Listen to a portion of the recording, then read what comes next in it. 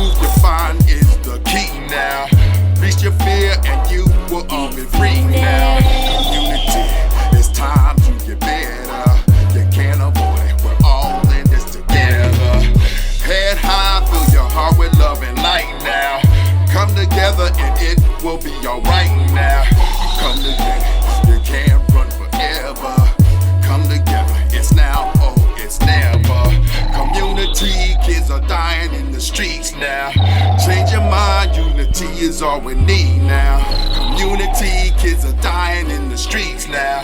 Change your mind, unity is all we need now. Change your mind, unity is all we need now. Change your mind, unity is all we need. We are here with my friend and my buddy, my mentor.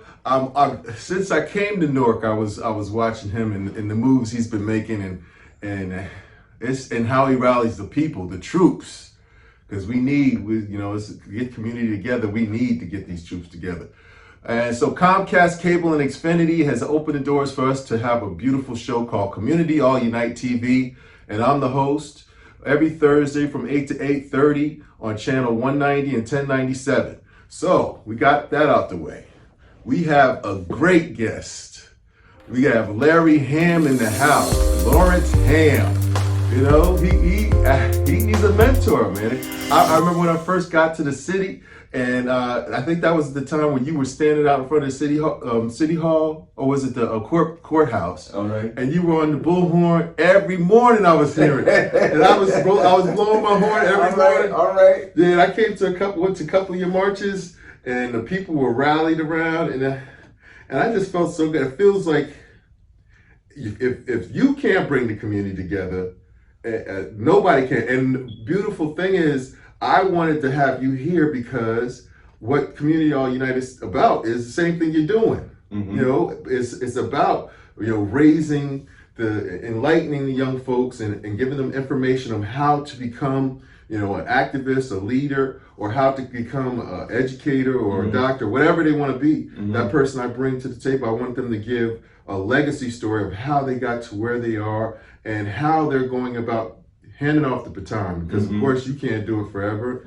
and we all need to be prepared to move the thing forward. So I wanted to introduce you. You can give a little bit about yourself and what you're involved in. I know you're about to do a big march. Yes. Yes. Yes. Well, Brother Chris, it's good to see you. And I have watched your work from afar and have admired your work. And I think the last time we were together, we were on a panel, right around the corner here, right? At the Commerce. That's right. Yeah. That was a great panel. And I see you on Facebook and Instagram too. I think you have a good social media presence. And I'm glad to be here. And I like the title of this show, Community Unite. Yeah, Community All Unite. Community All Unite, because we need unity in these trying times. Of course, we all have our particular issues that we're working on, and we got to do work in our vineyard, but we got to try to, find a way to bring it all together. And if you worked on a farm, most farms don't grow just one thing. You got tomatoes over here, you got cucumbers over here, you got something else over here. So we understand, people have particular issues that they're working on, but ultimately we have to find a way to coordinate it and make it all work together into a powerful movement to change our conditions. We don't just protest for the sake of protest. Right. We protest because we want to make things better, because there are problems, and many of these problems require government action, require policy action, require institutional action, systemic action. And because of that, we protest to draw attention to the problems, to get action, to make a change. It's always about improving the lives of the people. That's why we fight, because we want our communities to be better.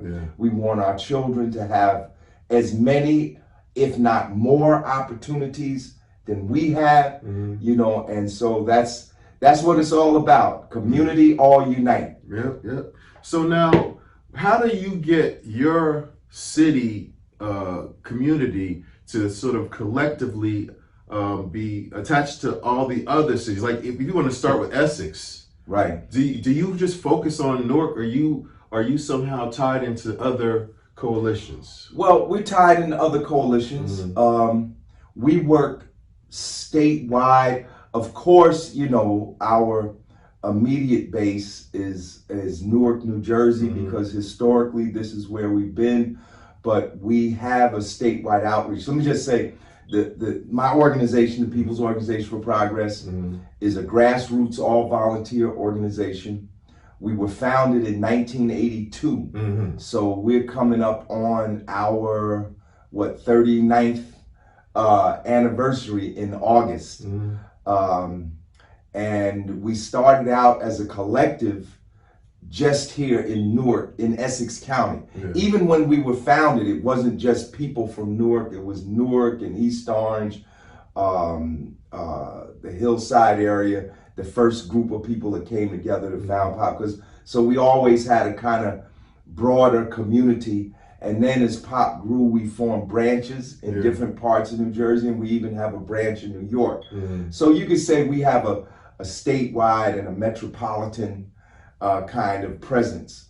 And to some degree, every now and then, things happen and we get a little coverage and people hear about us in other parts of the country. Just the other day, for our Justice Monday protests against police brutality that we have every Monday in front of the federal building, BBC came out, so now BBC, that's a worldwide network. So people, around the world will see, and that wasn't the first time. So, we're a small grassroots organization, open to anybody that wants to work for justice. We don't ask people about their religion, and about their personal business and all that. We got one requirement. Do you want justice? Do you want justice? If you want justice, then work with us. And at the same time, while we encourage people to join POP, we don't claim to have all the answers. And, over the decades, experience has taught us that we don't know everything, and that we can't act on everything. So we understand that there are other groups, even in the areas that we work on. POP was formed to work for racial, social, and economic justice and peace. And so, there are other organizations that do that work too.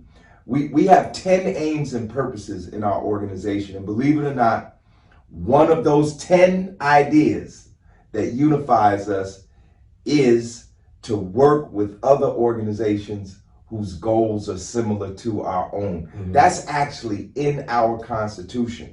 This idea that we have to recognize other groups and work with other groups. So we don't claim to have all the answers.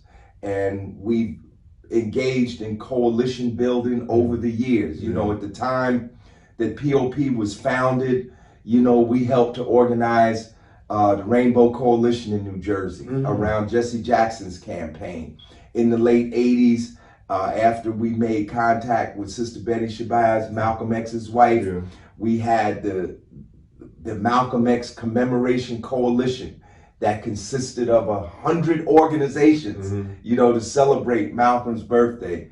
And then after that, in the 90s, we formed a statewide coalition to fight police brutality with organizations from all over the state. And then we helped to form the Million Man March Coalition, and we brought, we had a bus roster of different groups taking buses, working under the umbrella of over almost 250 buses, out to go to the tremendous Million Man March, and on and on and on. So coalition building is part of our work. And I think that all organizations, if they're not doing that, should at least understand that, that ultimately to change government policy, to change laws, to change systems, you need broad, sometimes it's like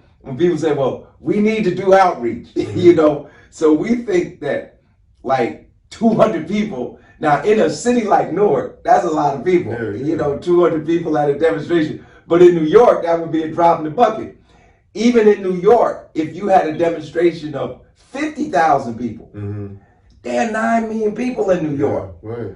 Politics is about organizing broad sections of the population big enough to impact government. Sure. You know, and that's key to understand. It's key to understanding that to get that broad kind of swath of the population, you are forced to reach out.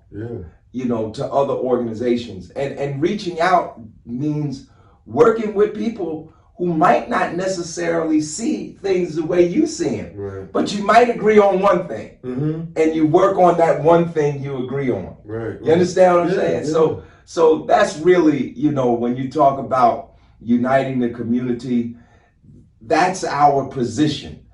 Now, it's difficult to put that into practice, but at least mentally, people should know, you know, that's what we're thinking about. We don't go out here. We're not attacking other organizations. We're not attacking other leaders.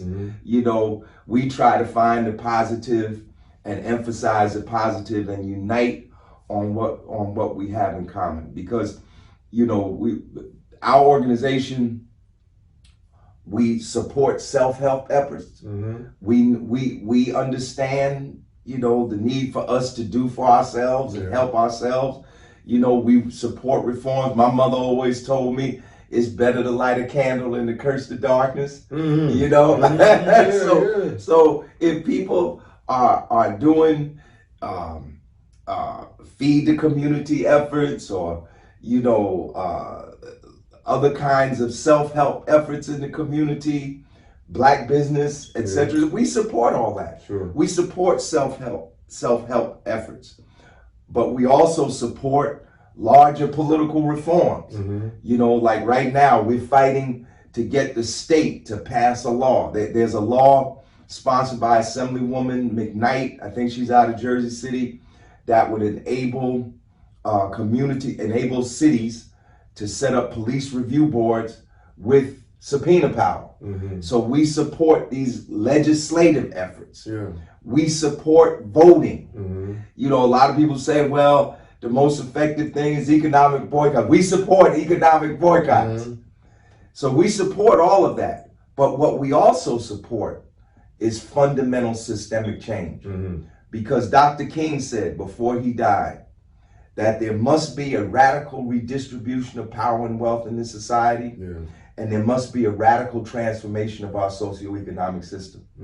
Without that, we really can't achieve the kind of social change we need to achieve in our community. So what I'm saying is that we support positive efforts at all levels. We don't say it's just this, or we don't say it's just voting. We don't say it's just boycotts. We don't say it's just protests. You know, we say it's all of that together, and let's work together to build a movement for change. Were you part of the team to help Ras Baraka and his agenda? Yes, I supported well, first of all, I think most people know my long history and association with his father, Amiri Baraka, who I met in August of 1971. I'll never forget the day we met at headquarters, which people on the street used to call 502 High Street. It's actually where the gymnasium building of St. Benedict's is now.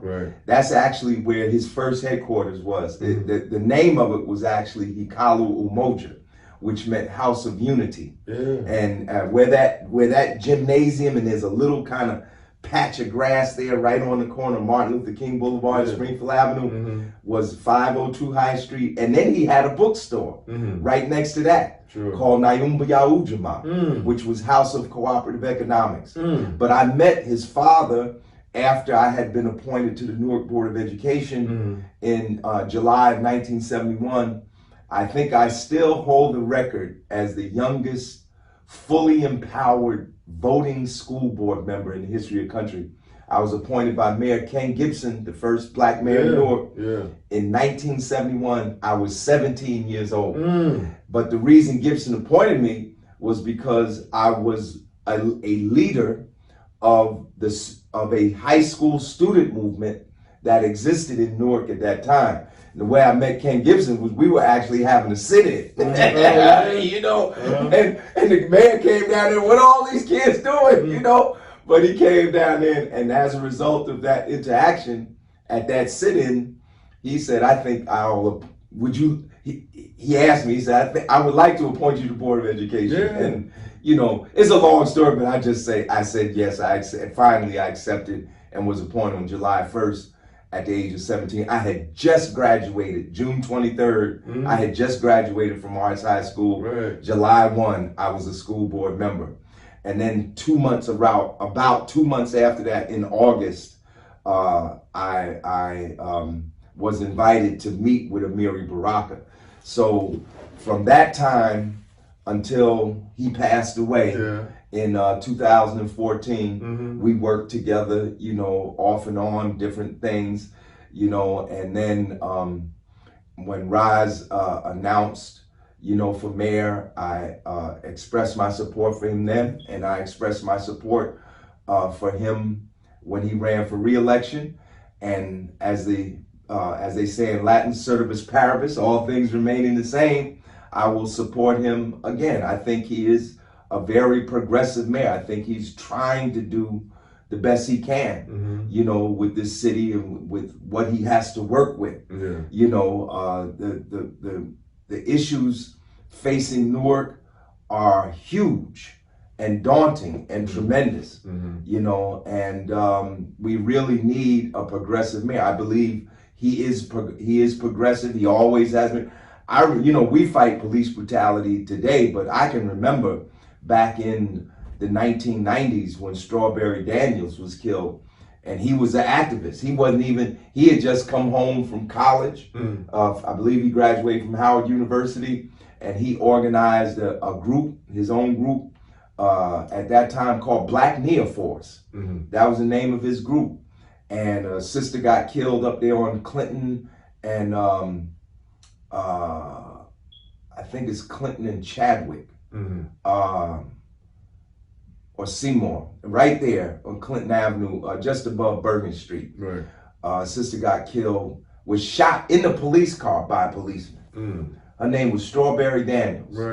And he organized a march out of the South Ward, like in the middle of the day, like when everybody was working, and hundreds of people. I saw this with my own eyes, and I wasn't even like a part of that march at that time.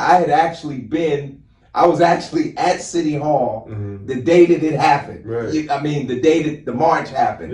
And I saw them, I looked at, because I heard something, I looked down the street, and they were actually turning that corner at Clinton and Broad, and all these hundreds of people, you know. So, you know, he has a background as an activist, and he has now an extensive background as an elected official. And I think he's trying to lead this city in the right direction. I'm gonna support him. Now, you know, we see things similarly on some issues. We may see things different on other issues. But you know, if we see things similarly on 7 and don't see things similarly on 3, that don't mean we don't work together. It means we work together on the 7, you know, and not, you know, and do what we would do on the other 3. You know, and this is the secret. You know, I think this is one of the keys for us as a community. You know, Raz's father, Amiri Baraka Sr., was the founder, was one of the 3 co-conveners of the National Black Political Convention in Gary, Indiana in 1972. And I speak now from personal experience, not from what I studied, because I was a delegate. I was probably the youngest elected delegate. I was an elected delegate to the National Black Political Convention in March of 1972. And the co-conveners of that convention were three very different people. Charles Diggs, who had been a longtime congressman from Detroit, who had been at the trial of Emmett Till, Richard Hatcher, who was the first black mayor. Now, Gibson was the first black mayor in Newark, but he wasn't the first black mayor in the U.S. Richard Hatcher, was the first black mayor of a major city in this contemporary period. And he was one of the co-conveners, and Amiri Baraka, the fiery black nationalist, Pan-Africanist at that time, radical of that time. Those three very different guys came together and said, we need to bring a critical mass of black people together to chart, a political direction for Black America. And that political direction can still be discovered in the National Black Political Convention agenda. You can actually Google that Google it, look it up, and read it, and read all the platform that came out of the Gary Convention. But the point I'm trying to get to is that at that time when we were trying to organize for Gary we wouldn't be talking about Gary today if it had just been, say, Amiri Baraka and the black nationalists and Pan-Africanists. We talk about Gary today because it brought together black people from all different walks of society. And the way it did that was around the principle of operational unity. Unity without uniformity. We don't have to be exactly the same to unite. And I think that that's the key. Now when we say unity without uniformity, that doesn't mean we'll have disagreements. We will disagree. There may be some things that we'll never actually agree on. But on those things that we do agree on, we work together. And I really think that's the key to going forward for black people in this country. And not only black people in this country, but for all the oppressed masses. Because they're really kind of, our struggle is moving on different levels. Like, I still fight for black liberation. I consider myself a black liberationist. And when I say a black liberationist, I'm for the liberation of black people from all forms of racial oppression, degradation, exploitation, injustice, violence, discrimination, etc., because that affects us as a people. But I'm not just a black liberationist. How do you liberate yourself from that stuff? Well, we have to liberate ourselves, one, by unifying to a level that we have a critical mass, that we can actually affect the policies, the institutions, and the systems that hold black people in bondage. That's how we liberate ourselves from that. And liberation is not just an event. When you think of liberation, most people have a kind of apocalyptic view, because a lot of us, the way we learn about a society, sometimes a lot of it comes from religion at first. A lot of us go to church. So when we think of liberation, we think of like Moses. Even Hamm Tubman is called Moses. And we think of like Moses. There's going to be a great day in Jubilee, and Moses is going to lead us out to Promised Land. But in the 21st century, in probably the most powerful, industrialized, computerized, and automated society in the world, liberation is a process, not an event. Now, there are events along the way, but it's just like boiling water, right? I mean, think about it. You don't boil water instantly. You put the water in the pot, the water You know, it's cold. Yeah. Then it's warm. That's an event. And then it boils. And that's an event. So there are some events, but it's a process. You got to put the water in the pot. You got to put the pot on the stove. You got to have fire. You got to, you know, it's the same way with liberation. Liberation requires support. Internally, it requires action. You know, to fight a system of oppression, it requires a certain degree of unity amongst ourselves. Yes. If we all fighting each other, we can't get to the enemy. Yeah. You know what I'm saying? Right. Now, that doesn't mean we don't have disagreements, we don't have arguments. It doesn't mean that. In fact, arguing, debating, disagreeing, that's part of political life. Sure. And if that rubs you the wrong way, then maybe political action, political activism is not for you. Because arguing, debating, disagreeing, even falling out is part of political life. Sure. There's no political life without that. The acme of organizing is being able to get through that and get to the unity. Sure. See, most people can't get through it. They get discouraged. Sure. You know, they go to a meeting, everybody has an argument in the meeting, and they ready to walk away. I'm done with y'all. Right. I'm done. You know, we'll never get to liberation like that. So now, I know you probably don't like to focus on any disagreements, but that's what you're saying. You're saying you have to discuss it. You have to talk about it in order to get past. What are the 3 things that you would disagree upon? I can't see anybody disagreeing with you. Well, people disagree with me I'd like to know what that is. Every day people disagree with me. Every day. I mean, there are people who don't like me, you know, for probably a whole host of reasons. You know, but on issues, you mean, or just on some personal? Sometimes it's personal, sometimes it's issues. You know, but isn't that life? I mean, who among us doesn't have any detractors? Right. Even Jesus, who they crucified, his own people, by the way, when given a choice between Jesus and Barabbas, his people chose Barabbas. Right? Well, give me a couple issues that I might disagree with you. One issue, believe it or not, one issue is one that we're working on right now is police brutality. Okay. You know, some people think that, for instance, we shouldn't be talking about police brutality. We should only be talking about the violence we do to one another.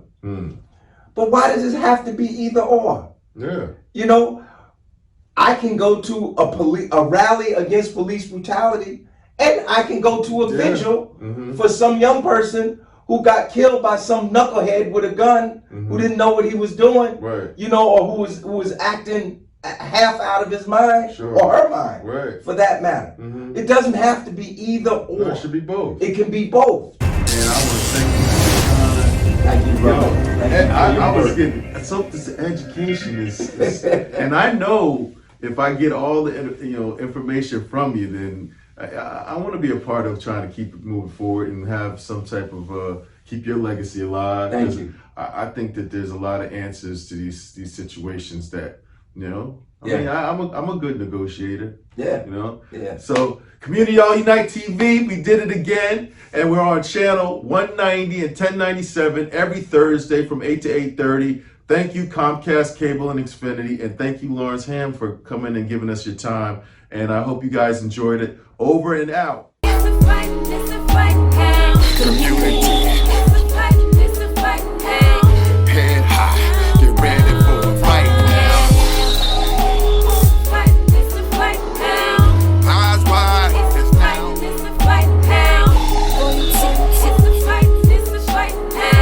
Just remember and fill your heart with love now. In your truth, you find is the key now. Reach your fear and you will all be free now.